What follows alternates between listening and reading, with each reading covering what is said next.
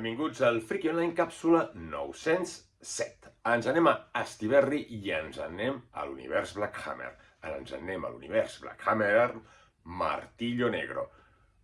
Los últimos días de Martillo Negro. Ja està tot dit. Qui ho diu?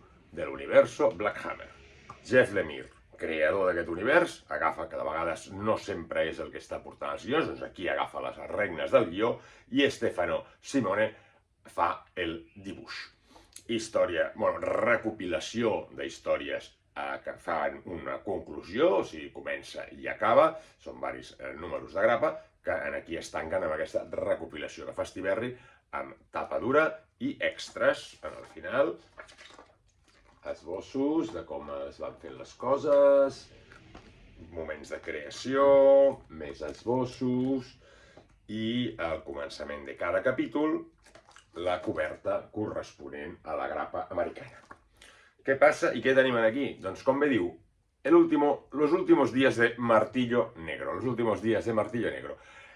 El senyor Lemire ha creat un univers que va començar amb la sèrie Black Hammer i després ha anat traient spin-offs, la continuació de la sèrie, etc.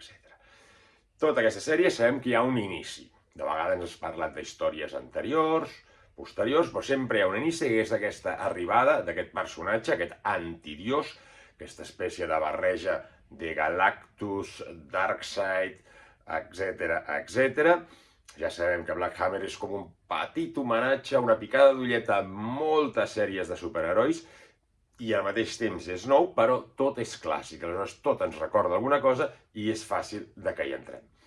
Doncs aquest antidiós, que va ser el que va provocar el començament de la primera sèrie de Black Hammer, on comencen els nostres herois, que estan en un món estrany, apartat de tot, i que va ser la gran batalla, el gran cataclisme que sempre se'n parla, doncs aquí ens parlen de Martillo Negro, que sabem com acaba, perquè si som seguidors de Black Hammer, sabem que aquí la palma, però aquí sabem què va passar al final i com és aquesta batalla contra l'antidiós. La famosa batalla que hem parlat per tots cantons, aquí tenim la batalla final de l'antidiós i el final de Martillo Negro. Per tant, es pot llegir sol, perquè és autoconclusiu, i és al fons l'inici de tota la resta. El que passa que si has llegit tota la resta, doncs, t'enganxa per altres cantons i encara mola més, evidentment.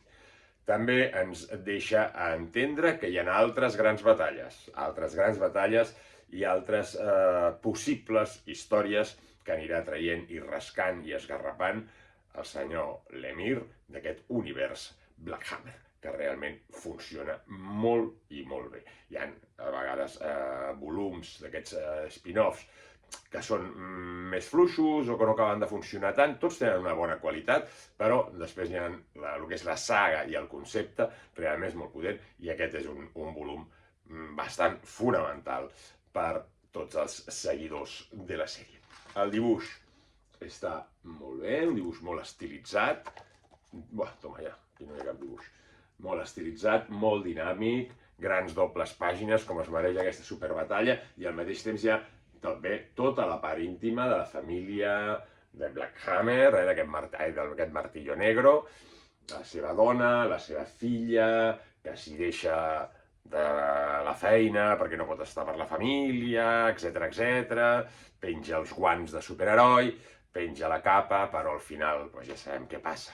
Doncs tot això aquí a Los últimos días de Martillo Negro, publicat per Astiberri. Salut, de llegir còmics.